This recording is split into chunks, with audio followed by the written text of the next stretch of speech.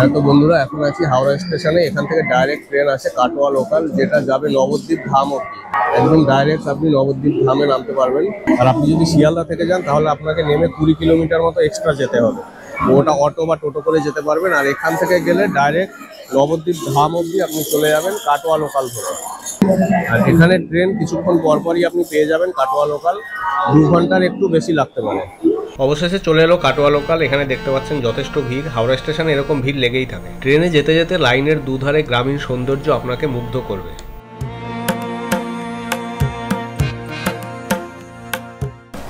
হ্যাঁ তো বন্ধুরা, অবশেষে পৌঁছালাম নবদ্বীপ ধাম। এই দেখতে পাচ্ছেন প্রায় 105 কিলোমিটার ট্রেন জার্নির পরে।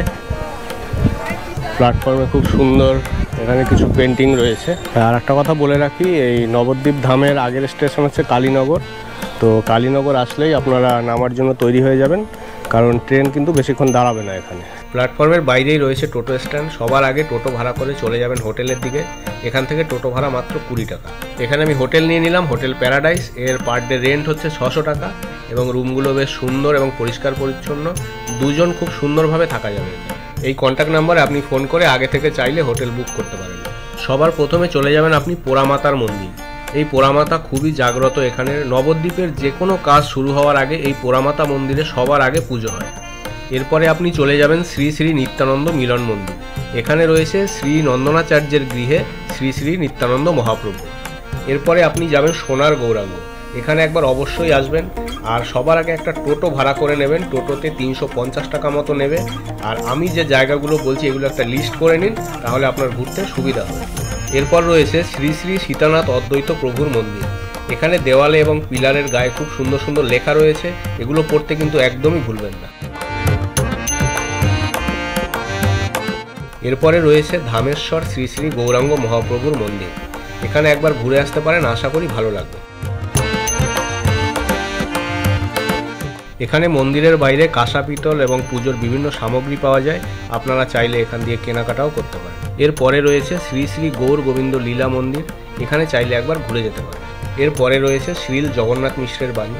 এই জায়গাটায় সত্যিই একটি সুন্দর অনুভূতি পেলাম। আশা করি আপনাদেরও ভালো লাগবে। আর এর ভেতরেই রয়েছে প্রিয়াকুঞ্জ এবং পঞ্চবটী। এরপরে চলে যাবেন শ্রীকৃষ্ণ চৈতন্য মিশন। এখানে সন্ধ্যেবেলা খুব সুন্দর নাম কীর্তন চলে। আপনারা চাইলে এখানে কিছুটা সময় কাটাতে পারেন। এরপরে রয়েছে শ্রী শ্রী সমাজবাড়ি আশ্রম। এই আশ্রমের ভেতরটা খুবই সুন্দর এবং অনেকটা বড়, এবং এখানে রয়েছে বসার জায়গা। আপনি চাইলে নিরিবিলিতে কিছুটা সময় এখানে বসতে পারেন। এবং এই আশ্রমের এরিয়ার মধ্যেই রয়েছে শ্রী শ্রী গোপেশ্বর মহাদেবের মন্দির। আর নবদ্বীপে এলে একটা কথা মাথায় রাখবেন, এখানে কিন্তু দুপুর 1টা থেকে বিকেল 4টে অবধি সমস্ত মন্দির বন্ধ থাকে। এরপরে চলে যাবেন জল মন্দির। এই মন্দিরটি কিন্তু সত্যিই খুব সুন্দর দেখতে। রাতের বেলা বিভিন্ন রং বেরঙের আলোর প্রতিচ্ছবি যখন জলের মধ্যে পড়ে তখন কিন্তু একটি অসাধারণ সৌন্দর্য ধারণ করে। এরপরে রয়েছে শ্রী চৈতন্য সারস্বত মঠ। এখানে সন্ধ্যেবেলা খুব সুন্দর নাম কীর্তন হয়। এখানে একবার আসতে পারেন, আশা করি ভালো লাগবে।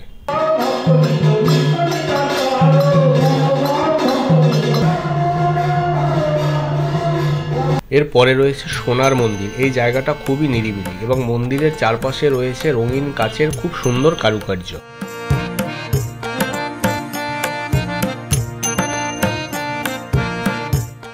আর আমি যেটা মিস করে গেছি সেটা হচ্ছে 60 ফুট উঁচু গৌরাঙ্গ মহাপ্রভুর মূর্তি। তো আপনারা এখানে একবার অবশ্যই যাবেন। এরপরে যেটা রয়েছে সেটা আপনার সব থেকে বেশি ভালো লাগবে, সেটা হচ্ছে শ্রী দেবেন্দ্র গৌরীয় মঠ। এখানে প্রতিদিন সন্ধ্যেবেলা খুব সুন্দর এবং খুব জাঁকজমক করে নাম কীর্তন হয়। এই জায়গাটা আমার খুবই ভালো লেগেছে, আশা করি আপনাদেরও ভালো লাগবে। তাই অবশ্যই একবার এখানে আসবেন।